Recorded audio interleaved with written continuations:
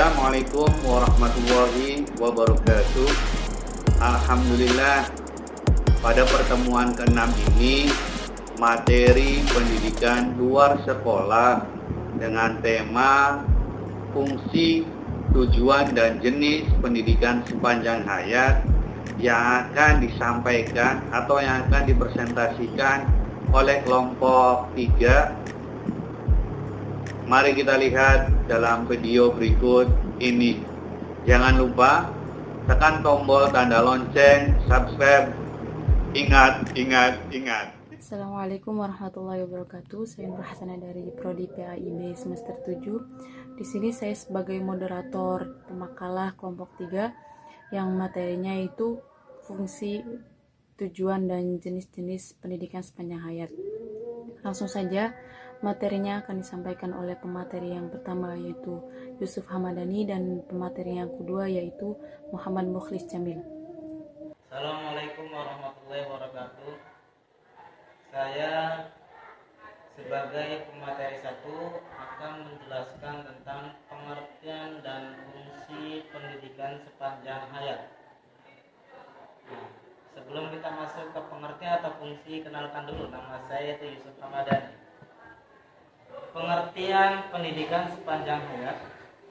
Pendidikan sepanjang hayat adalah sebuah susunan konsep-konsep pendidikan yang menerangkan keseluruhan peristiwa-peristiwa kegiatan belajar mengajar yang berlangsung dalam keseluruhan kehidupan manusia.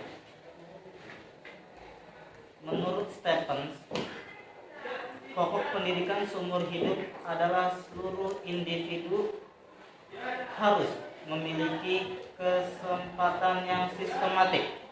Itu menurut Stephens. Dan menurut Silva, pendidikan seumur hidup berkenaan dengan prinsip-prinsip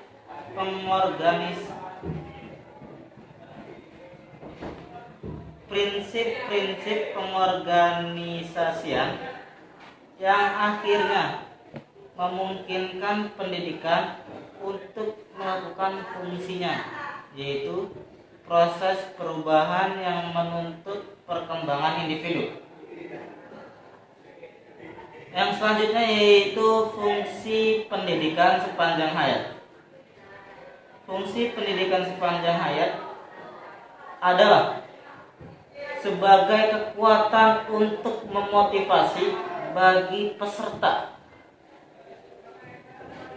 agar ia dapat melakukan kegiatan belajar berdasarkan dorongan dan arahan dari dirinya sendiri dengan cara berpikir dan berbuat di dalam terhadap dunia kehidupan. Dengan demikian, dorongan yang timbul dari dalam diri seorang yang melakukan kegiatan belajar selama hayatnya merupakan persyaratan untuk terjadinya pendidikan sepanjang hayat. Selanjutnya yaitu dari Dawker mengemukakan bahwa belajar pendidikan sepanjang hayat adalah perbuatan secara wajar dan alamiah yang prosesnya tidak selalu memerlukan kehadiran pendidik. Proses seperti ini tidak disadari oleh seorang bahwa ia atau mereka telah sedang terlibat di dalam kegiatan. Sekian dari saya, pemateri 1. Assalamualaikum warahmatullahi wabarakatuh. Saya pemateri kedua akan menyampaikan tujuan dari pendidikan sepanjang hayat. Pada dasarnya, tujuan dari pendidikan sepanjang hayat selalu bersifat kultur bound, artinya terkait oleh lingkungan kultural.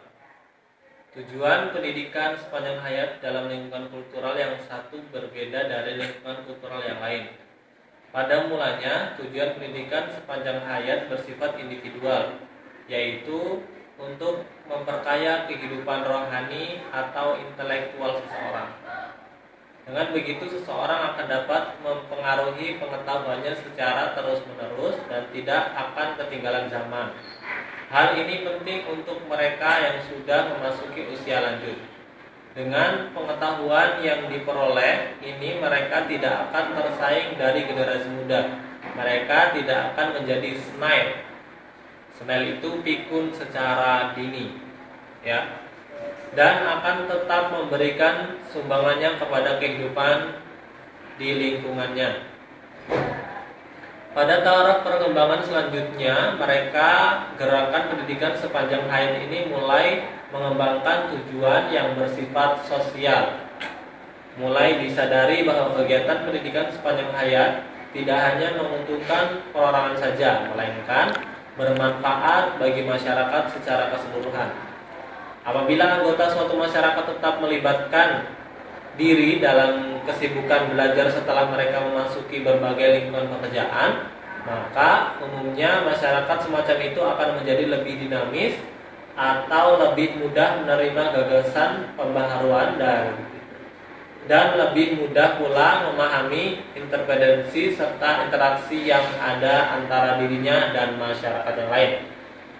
Praktek yang berlaku ialah bahwa setiap kelompok menentukan sendiri tujuannya apa yang ingin dicapai dalam kegiatan ini.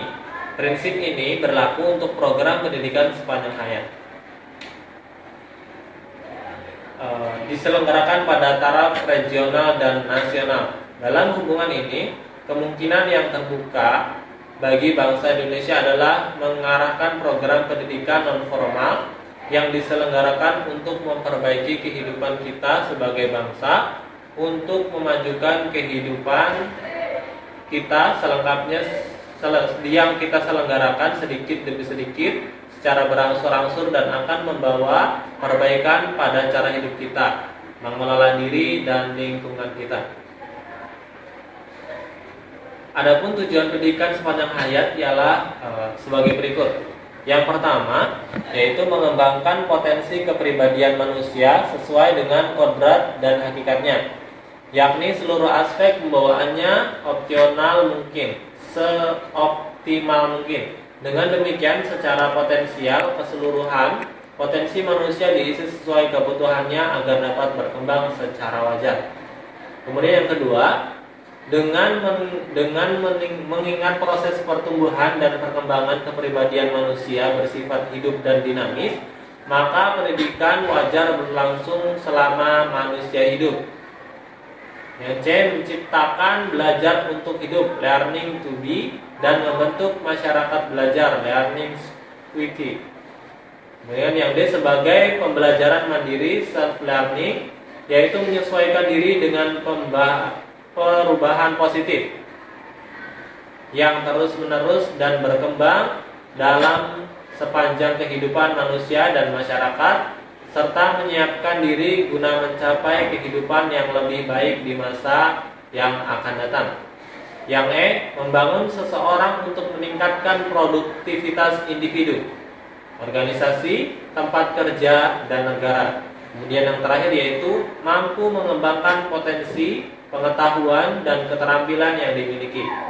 Yaitu tadi macam-macam macam-macam tujuan dari pendidikan sepanjang hayat. Cukup sekian dari saya. Ya, kesimpulannya yaitu pendidikan sepanjang hayat akan berlangsung selama individu itu hidup dan mampu menemukan sebuah pengalaman yang menjadi hal baru untuk kemudian dapat diaplikasikan pada perilaku di kehidupannya dan tanggung jawabnya sebagai makhluk ciptaan Allah. Dalam kajiannya mengenai pendidikan sepanjang hayat, maka sesuai rumusan permasalahan yang penulis angkat menjadi sebuah kesimpulan diantaranya, yaitu yang pertama, pendidikan sepanjang hayat atau biasa disebut PSH, yaitu sebuah sistem konsep-konsep pendidikan yang menerangkan keseluruhan peristiwa-peristiwa kegiatan belajar mengajar yang berlangsung dalam keseluruhan kehidupan manusia. Yang kedua, dalam Islam mengenai konsep pendidikan sepanjang hayat itu sudah dijelaskan dalam hadis, yaitu tuntutlah ilmu dari buayan sampai meninggal dunia. Yang ketiga, Fungsi pendidikan sepanjang hayat dari keseluruhannya itu proses pendidikan yang berlangsung sepanjang hidup, yang di dalamnya ada pendidik dan pelajar, yang bertujuan untuk mengembangkan sebuah aspek kepribadian, baik kognitif dan efektif, maupun keterampilan. Ya, sekian presentasi dari kami, kurang dan lebihnya mohon maaf. Billahi taufiq wal hidayah. Wassalamualaikum warahmatullahi wabarakatuh.